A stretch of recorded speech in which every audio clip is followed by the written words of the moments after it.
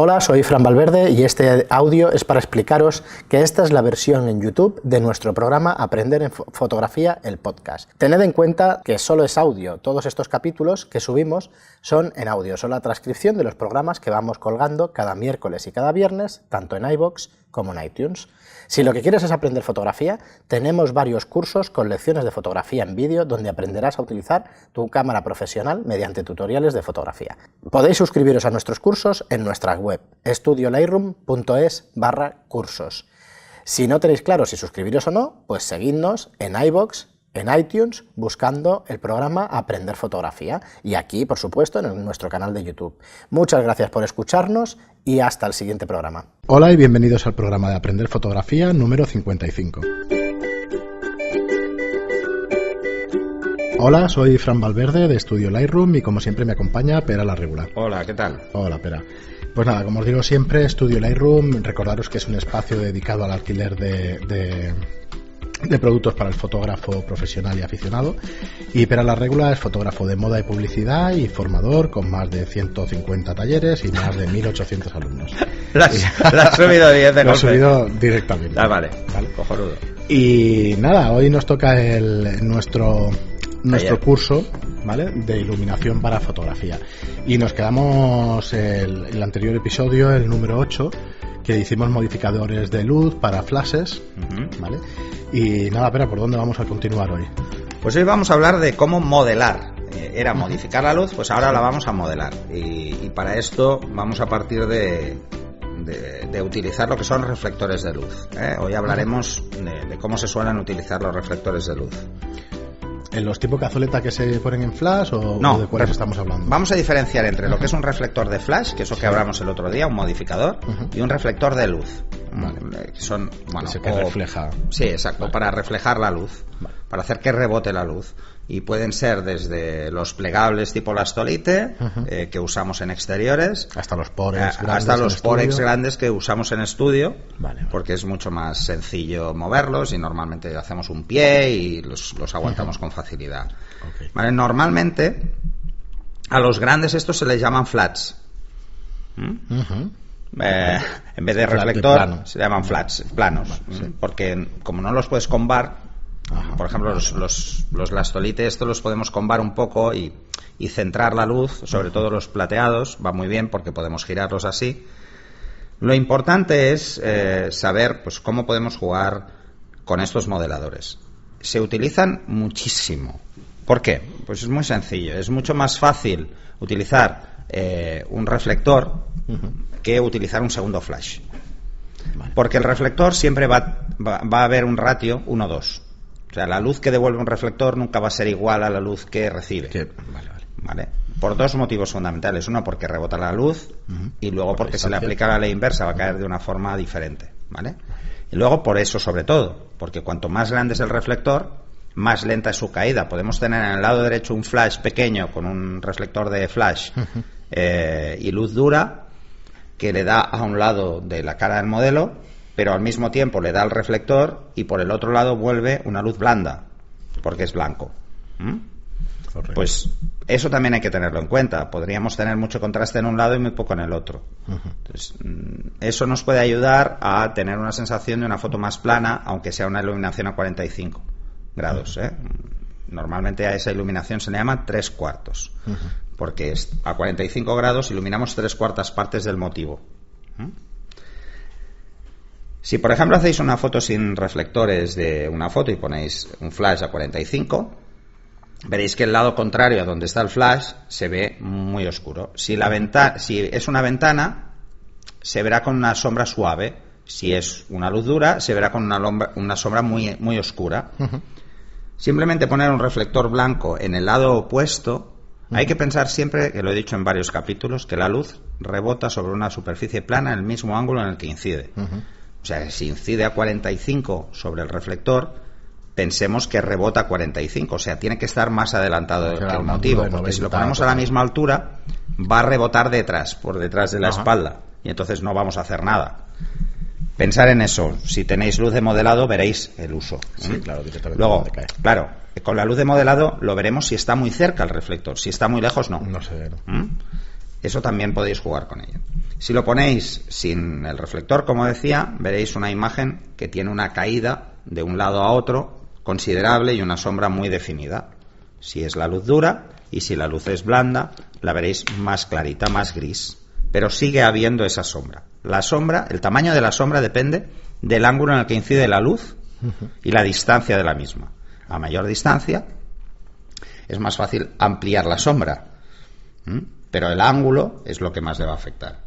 Si ponemos uno blanco, veréis que la caída de un lado a otro de la cara es mucho menor y veréis que por lo tanto la sombra es menos acusada.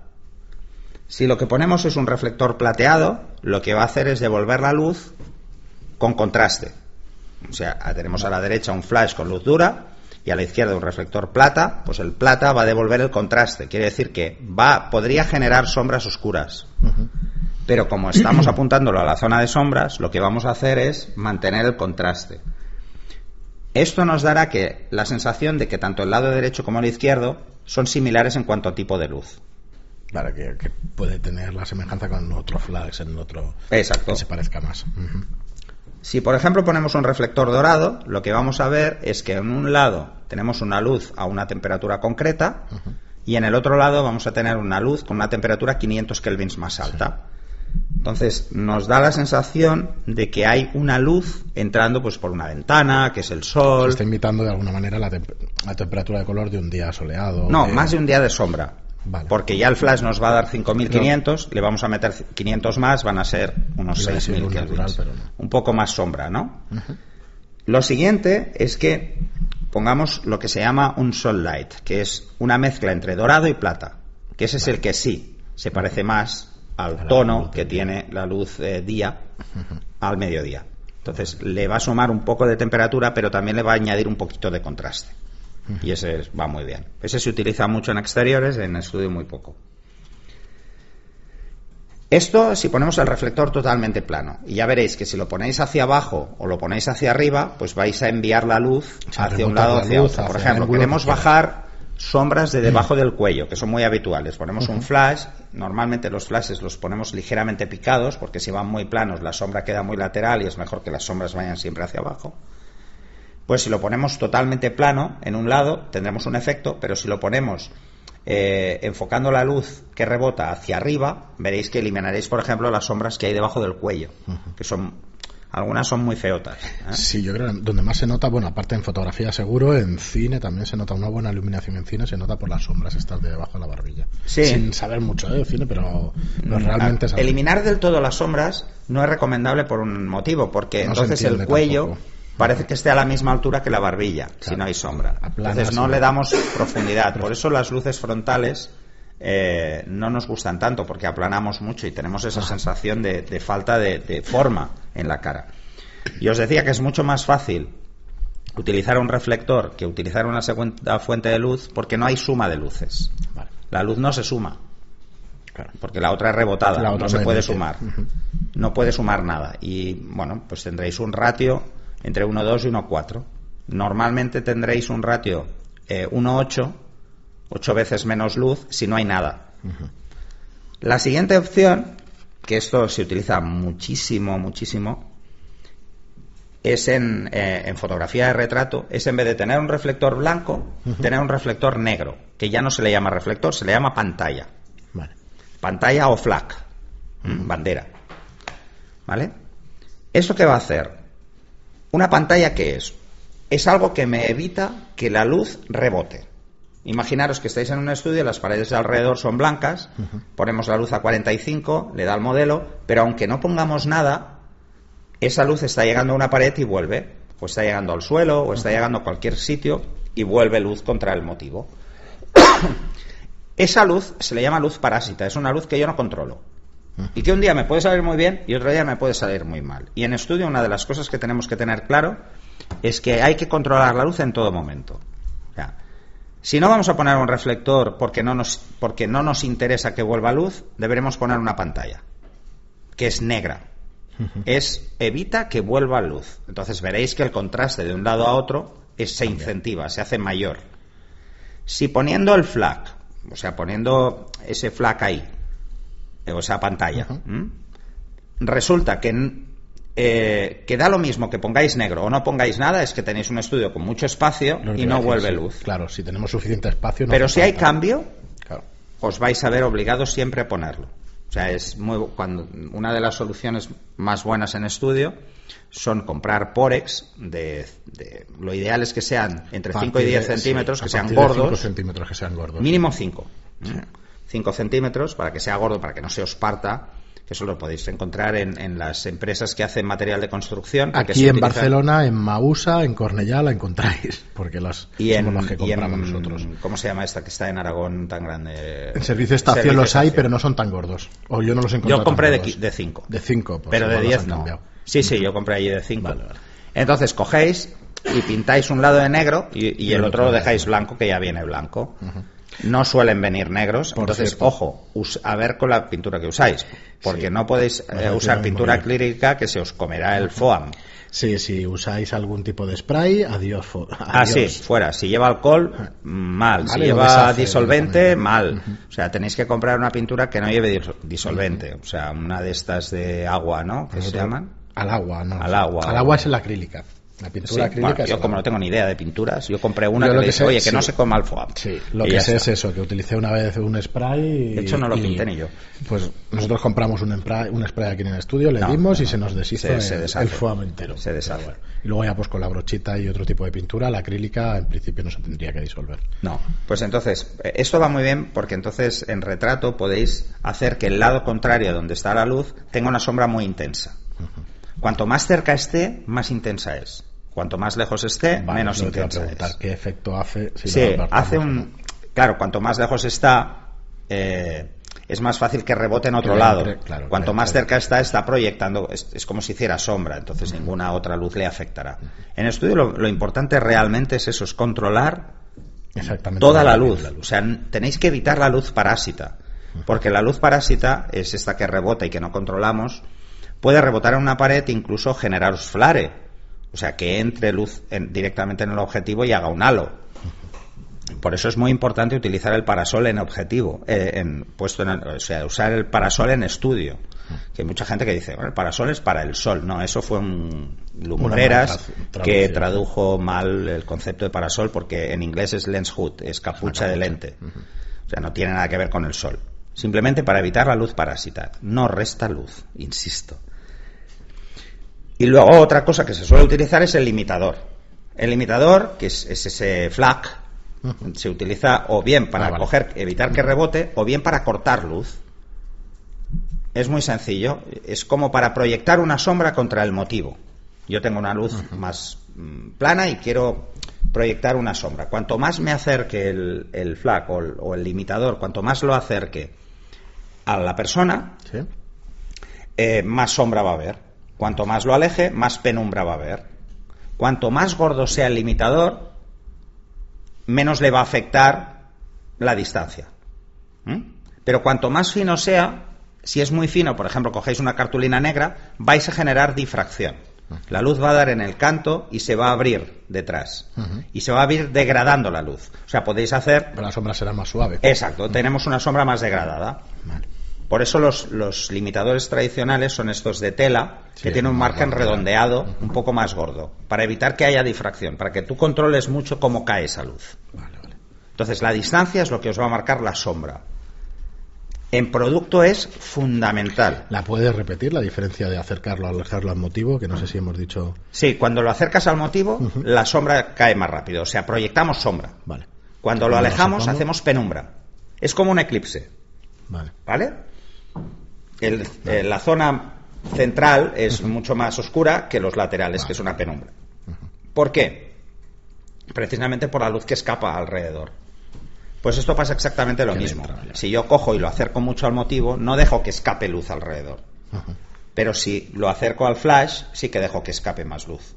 O sea, lo único que estoy es cortando mucha luz, pero como da en la esquina, pues se abre un poco la luz y entra más. Si lo acerco al motivo, no le da tiempo a abrirse. Entonces proyecta una sombra directa. Esto es muy importante, por ejemplo, cuando en bodegón. Coger y tener flexos con pinza, con cartulinas negras, para evitar, por ejemplo, en una botella de cristal, pues que un reflejo se marque mucho. Vas cortando tú la luz. Vas cortando tú la luz y lo haces. En producto es fundamental utilizar este tipo de cosas.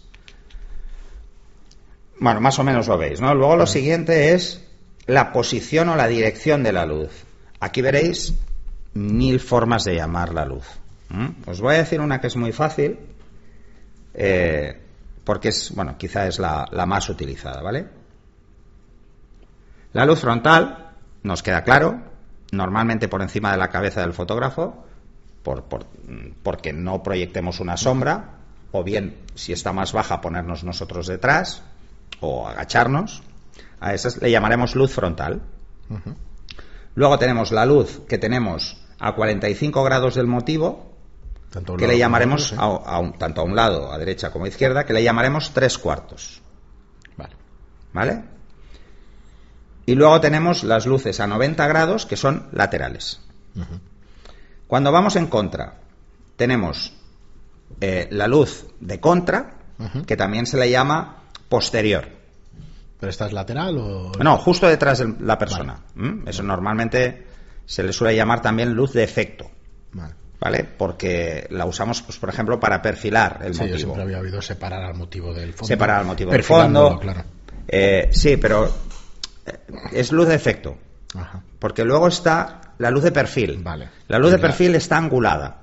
Es en un ángulo intermedio entre lo que es superior, lo que es posterior y lo que serían 3/4 posteriores. 45 grados serían 30 o... Sí, a la mitad, más o menos, ¿vale? A unos 22 grados en medio. A esa se le suele llamar luz de perfil. Y la luz de perfil tanto es frontal como posterior, como desde atrás.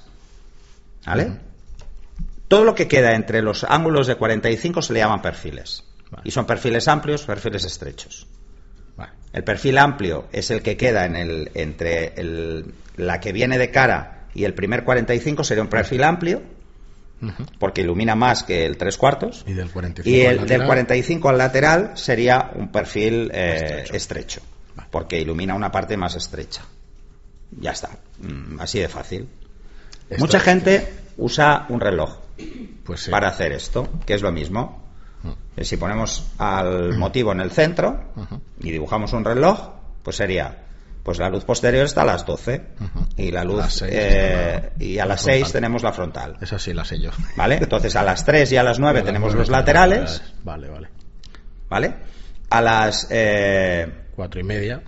Sí, o sea, si estamos a las 6, a las 4:30 tenemos los 3/4, a las 4:30, a las 7:30 tenemos los 3/4, y todo lo que está de las 7:30 a las 9 o de las 7:30 a las 6 son los perfiles.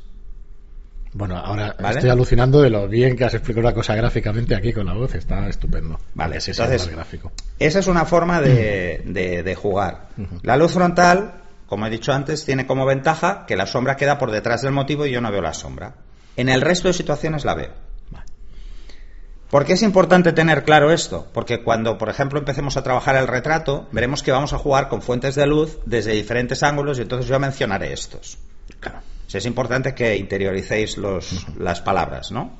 Y he buscado la más fácil, porque hay otras que son más complicadas. Pensar que el 3/4 se suele llamar 3/4 o 45. Y siempre viene un poquito superior a la cabeza del fotógrafo. Bueno, normalmente en fotografía de estudio siempre se hace que la luz sea picada, para que se parezca al sol de primera hora de la mañana. Porque la entendemos mejor, ¿no? Gráficamente. Porque la sombra la entenderemos mejor. Porque una sombra muy plana no es normal, no la vemos nunca. Claro. Cuando sale el sol enseguida lo vemos más alto ya que nosotros. Sí, la luz la tenemos normalmente arriba. Y normalmente la luz la tenemos picada. También la tenemos picada. Siempre está picada. Entonces en estudio jugamos con luces picadas precisamente por dos motivos. Uno, porque es una sombra que asumimos con más facilidad, que es la de mediodía, o sea, media mañana y media tarde, no de pleno sol que está arriba, que es totalmente cenital. Es una sombra que tenemos muy identificada como natural y por eso en estudio reproducimos eso. Y dos, porque si la ponemos picada, la sombra de la persona tiende a ir al suelo y no tiende a manchar tanto la pared de atrás. No nos molestará atrás. O sea, si la picamos a 45, veréis que la sombra de la persona no es larga atrás, va hacia el suelo. Si la ponemos muy baja, hacemos una sombra muy profunda hacia atrás y suele quedar feo. Bueno, lo que le pasa a mucha gente es que luego no le toca más remedio que empezar a quitar sombra con Photoshop, y eso es un trabajo innecesario por no haberlo hecho antes. Si la picamos mucho, por el contrario, ¿qué tenemos? Las sombras de los ojos, las cuencas de los ojos oscuras. Ahí es donde aparecen los reflectores. Que hay que rellenar un poco. Hay que rellenar esa zona. O con otra luz, no se vean ojeras tampoco. O con otra luz, o con un reflector. Normalmente, para poder hacer iluminaciones completas de plano entero, se suelen utilizar o bien ventanas muy grandes, o bien lo que se llaman columnas, que son 2 ventanas de 3x2, puestas una encima de la otra, para iluminar todo el motivo en línea recta. Pensar que si lo ilumináis en línea recta, la sombra va en línea recta. Eso normalmente se usa en ventanas porque, como la luz es blanda, la sombra es suave. Es más fácil perderla. Hablamos o de retrato o de tipo de fotografía más de moda y de otros tipos de fotografía. Depende de que para qué tipo quedará mejor una luz que otra. Lo siguiente, ahora que ya hemos visto la posición y tal, es cómo iluminar un fondo. ¿Vale? Que yo creo que es la guerra de casi todos los fotógrafos, ¿vale? Lo que hay que evitar a toda costa es la falta de control sobre la suma de luces. Si yo cojo y pongo dos flashes contra el fondo yo quiero un fondo blanco perfecto. A ver, ojo con esto. Blanco perfecto no hay que reventar el fondo. Porque si reventamos el fondo, estamos restando contraste al primer plano, porque esa luz va a rebotar hacia adelante y vamos a perder el perfil de la persona. Al fondo tiene que llegar la misma cantidad de luz que le llega al motivo. O sea, si el motivo tiene F8, el fondo F8, para que se vea el blanco que es. El blanco que es. No un blanco roto, un blanco reventado. Porque el fondo tiene textura, aunque no nos guste. Aunque sea una pared blanca, hay textura. Y esa textura va a quedar bien. Si me cargo esa textura, me cargo la foto. A no ser que te pidan... como borrar el fondo en el Photoshop. Exacto, a no ser que te digan, no, es que quiero recortar. Pero normalmente siluetas de personas no hace falta recortarlas si habéis iluminado bien el fondo. No, y el fondo es blanco. De producto y de un recorte de un producto. Sí, perfecto, ¿no? pero en personas no, porque el pelo, por ejemplo, claro, si la luz pega en el fondo, pensar que es una superficie plana, vuelve hacia adelante y podéis perder contraste en el pelo. Porque en el pelo habría suma de luces, la que vuelve del fondo más la que viene del primer plano. Entonces, ¿cómo se ilumina un fondo para hacerlo bien? De entrada eso, hay que medir el fondo con la luz que hay de primer plano para la persona y luego poner luz de fondo. Y esa luz de fondo debemos calcular bien la suma de luces. Quiere decir, no deben estar apuntando las dos luces que tenemos en el fondo al mismo punto. Si apuntan al centro, ¿qué os va a pasar? Que si el flash de la derecha da F8 y el flash de la izquierda da F8, hablo de fondo, ¿eh? En el centro, que es donde convergen las dos, en la intersección, vamos a tener F11. Pero justo alrededor vamos a tener F8. Entonces vamos a tener como un círculo en el centro con mucha más luz que hay en los extremos. Entonces veréis como una viñeta de fondo. Y eso queda muy feo.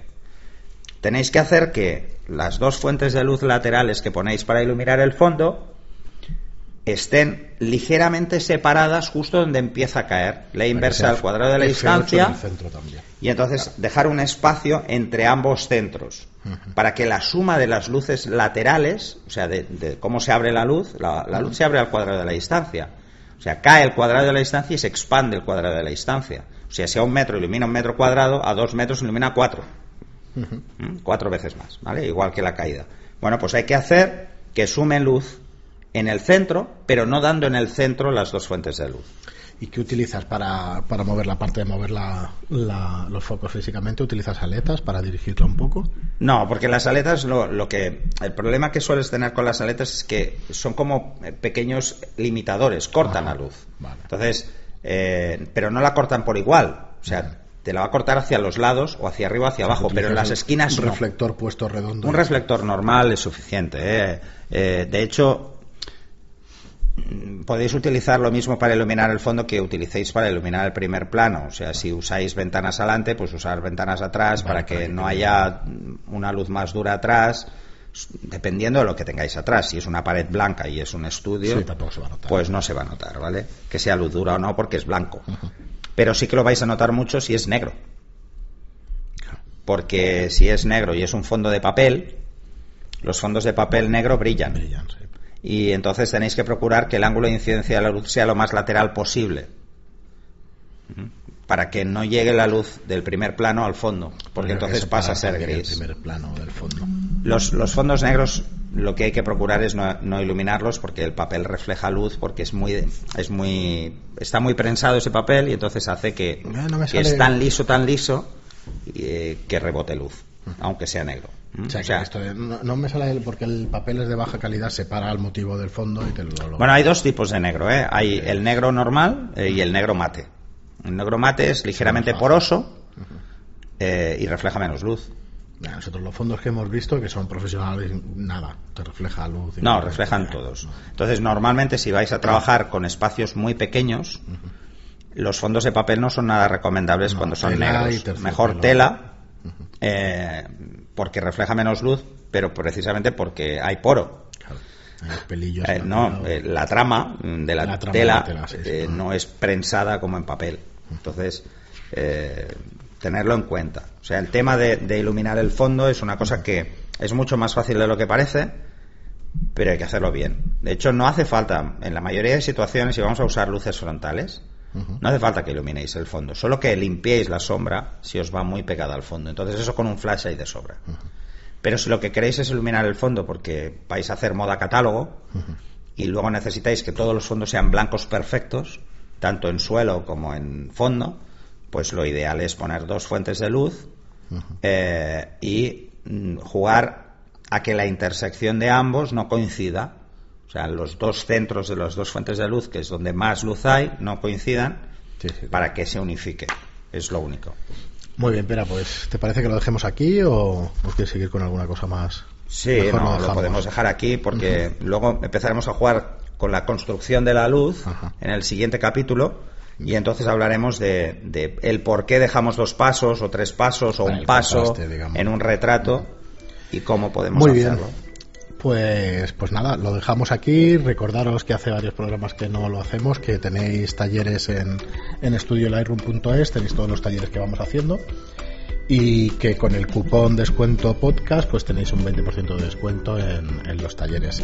Así que nada, os recordamos que para la difusión del programa pues es muy importante para nosotros que si os gusta el contenido nos dejéis 5 estrellas de valoración en iTunes y un me gusta o un comentario en iVoox. Y bueno, hay dudas sobre el taller o sobre cualquier otro tema de fotografía, pues hacérnosla llegar y que les intentaremos contestar en los programas de los viernes. Así que nada, Pera, muchas gracias, como siempre. Como siempre, aquí estaremos. Hasta el próximo programa. Hasta el próximo.